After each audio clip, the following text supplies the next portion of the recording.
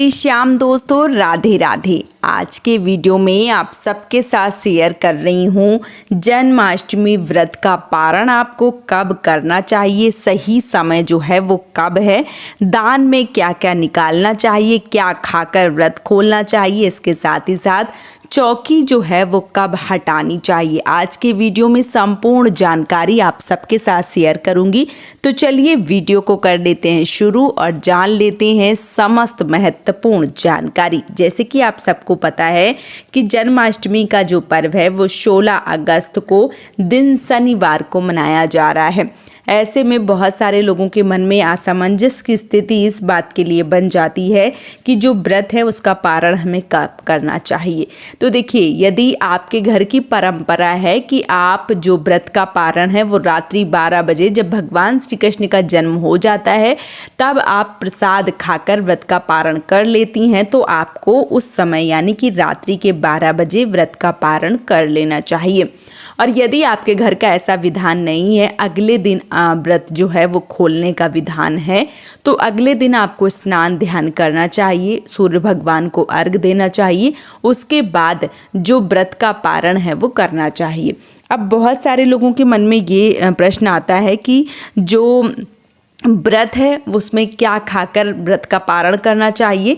तो देखिए, वैसे तो चरणामृत जो है वो खाकर यानी पीकर जो व्रत है वो खोलना चाहिए, और या जो भी आपने चीज़ें चढ़ाई हैं या तुलसी दल जो है वो खाकर भी आप व्रत खोल सकते हैं, या खीरा जो है वो खाकर व्रत खोला जाता है। सबके घर की परंपरा जो है वो अलग होती हैं, तो खीरा को खाकर भी आप जो व्रत है उसका पारण कर सकती हैं, चरणामृत को पीकर भी कर सकती हैं, जो भी आपने भोग प्रसाद चढ़ाया है उससे कर सकती हैं, या पंजीरी, बहुत सारे लोग पंजीरी खाकर भी व्रत का पारण करते हैं। तो यदि आपके यहाँ ऐसा विधान है तो आप कर सकती हैं, नहीं तो जो भी फल फ्रूट आपने चढ़ाए हैं वो खाकर आप व्रत का पारण जो है वो कर सकती हैं। यदि रात्रि में पारण करने का विधान है आपके घर में, तो रात्रि में भगवान श्री कृष्ण का जो चरणामृत होता है वो आपको सबसे पहले पीना चाहिए, खीरा का जो प्रसाद है वो खाना चाहिए, और इसके बाद जो भी भोग प्रसाद आपके घर में बना है वो सब चीज़ें जो है वो खा सकते हैं। देखिए, बहुत सारे लोग जो हैं वो 12 बजे के बाद ही पारण जो है वो कर लेते हैं। तो पारण का जो समय है वो 12:45 पर है, क्योंकि जो पूजा पाठ है वो 12 बजे भगवान श्री कृष्ण का जन्म होगा, उसके बाद पूजा पाठ होगा, भगवान को पंचामृत स्नान करवाया जाएगा, उनके वस्त्र इत्यादि बदले जाएंगे, आरती इत्यादि जो भी होगा, तो 1 घंटा आराम से लग जाता है, पौन घंटा। तो 12:45 के बाद आप कभी भी जो व्रत का पारण है वो कर सकते हैं। और यदि आपका मन जो है वो नहीं है रात्रि में पारण करने का, क्योंकि 12 तो बज ही जाते हैं, आज तो 1 बज जाएगा, और उसके साथ ही साथ जो व्रत का पारण है वो यदि आपका मन नहीं है तो शाम की पूजा अर्चना जो है वो कर लीजिए रात्रि की 12 बजे की, और सुबह जल्दी स्नान ध्यान करने के बाद में सूर्य भगवान को अर्घ देने के बाद में पूजा पाठ जो है वो आप करके व्रत का पारण जो है वो कर सकते हैं। इसके साथ ही साथ बहुत सारे लोगों के मन में ये प्रश्न आते हैं कि इस दिन दान पुण्य निकालना चाहिए। तो देखिए, यदि आप रात्रि में मंदिर जाते हैं तो मंदिर में ही जो सीधा यानी कि जो दाल होती है सूखी, जो चावल होते हैं, आटा होता है वो, और अपने सामर्थ्य के अनुसार दक्षिणा जो है वो निकाली जाती है। खीरा का दान इस दिन जरूर करें, और यदि ऐसा करना संभव नहीं है तो सुबह के समय किसी ब्राह्मण को आप अपने मान लीजिए सामर्थ्य के अनुसार दान पुण्य कर सकते हैं। अगर आप अन्न का दान नहीं करना चाहते हैं तो 10, 20, 50, 100, 500, 1000 जितना भी हो सके आप किसी मंदिर में जो दान है वो कर सकते हैं। देखिए, दान पुण्य करने से आपके पैसों से कई लोगों के पेट भरते हैं, कई बार जो भंडार इत्यादि है होता है जन्माष्टमी पर, तो यदि आप दान पुण्य करते हैं तो आपको जो एक तरीके से दान पुण्य का लाभ है वो बहुत अधिक मिलता है, इसलिए दान पुण्य जो है वो आपको जरूर करना चाहिए। इसके साथ ही साथ अगर आपने जन्माष्टमी का पर्व अपने घर में मनाया है तो जितना हो सके प्रसाद वितरित करें। प्रसाद वितरित करना भी सबसे बड़ा दान जो है वो बताया गया है। और जो प्रसाद होता है जितने लोगों के मुंह में जाए वो बहुत ज़्यादा शुभ होता है, बहुत उत्तम होता है। तो जितना हो सके आप सबको जो प्रसाद है वो ज़रूर वितरित करें और अपने सामर्थ्य के अनुसार जिसको भी ज़रूरत है उनको आपको दान पुण्य जो है वो ज़रूर निकालना चाहिए, ज़रूर देना चाहिए।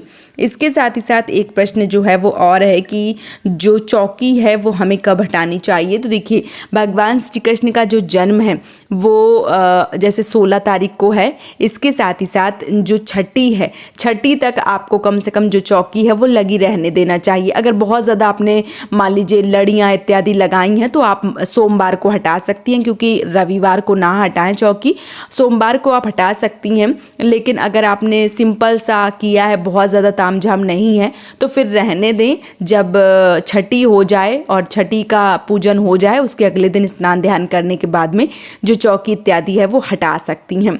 और यदि आपको लग रहा है कि नहीं अभी हटाना है तो देखिए, अभी आज शनिवार है, शनिवार को हट नहीं सकती क्योंकि रात्रि 12 बजे पूजा होगी, उसके तुरंत बाद हटाना उत्तम नहीं बताया जाता है।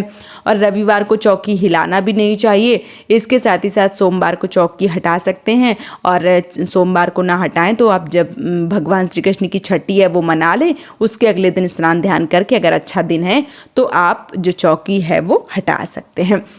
इसके साथ ही साथ बहुत सारे लोगों के मन में ये प्रश्न आते हैं कि जो जन्माष्टमी पर्व है वो तो हमने मना लिया है, तो क्या हमें छठी जो है वो मनानी चाहिए। तो हाँ बिल्कुल, जब किसी छोटे बच्चे का जन्म होता है तो हम बरहों मनाते हैं, छठी मनाते हैं, या बहुत सारे लोग जो है वो 6 महीने की छठी मनाते हैं, बहुत सारे लोग जन्म दिवस मनाते हैं।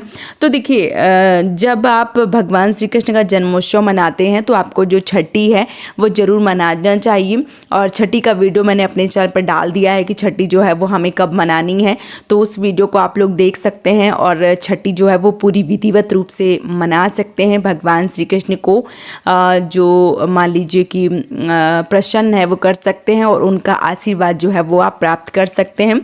तो अगर आपने भगवान श्री कृष्ण का जन्म मनाया है और आप पारण या दान पुण्य या जो चौकी है उस बारे में जानना चाहते तो इस वीडियो में मैंने संपूर्ण जानकारी जो है वो दे दी है। और उम्मीद करती हूँ कि वीडियो आप सबको पसंद आया होगा, आपको समस्त जानकारी पसंद आई होगी, सारी चीज़ें जो है वो आपको अच्छे से समझ में आ गई होंगी। यदि आपके मन में कोई प्रश्न है तो आप हमें कमेंट में नीचे लिख सकते हैं, मैं समस्त प्रश्नों का जवाब जो है वो ज़रूर दूंगी। इसके साथ ही साथ जो भी व्रत त्यौहार आते हैं, जैसे अभी हरतालिका तीज आएगी, महालक्ष्मी व्रत आएगा, संतान सप्तमी आएगा, इसके साथ ही साथ करवा चौथ, धनतेरस व्रत, दीपावली, जो भी व्रत त्यौहार आते हैं उन संपूर्ण व्रत त्यौहारों को मैं अपने वीडियो में कवर करती हूँ, आप सबको सही समय पे सही जानकारी देती हूँ। इसके साथ ही साथ खाटू श्याम से जुड़ी समस्त जानकारी जो है वो इस चैनल पे आती हैं। तो यदि आप खाटू श्याम से या ट्रेंडिंग टॉपिक जो भी व्रत त्यौहार आते हैं उनके बारे में जानना चाहते हैं तो इस चैनल को सब्सक्राइब जरूर कर लीजिए, ताकि आपको समय समय पर संपूर्ण जानकारी जो है वो मिलती रहे। वीडियो को लाइक कर दीजिए और कमेंट बॉक्स में जय श्री श्याम ज़रूर लिखें। आज का ये वीडियो मैं यहीं पे समाप्त करूँगी, बहुत जल्दी मिलूँगी एक और नए वीडियो के साथ में। तब तक के लिए जय श्री श्याम दोस्तों, राधे राधे।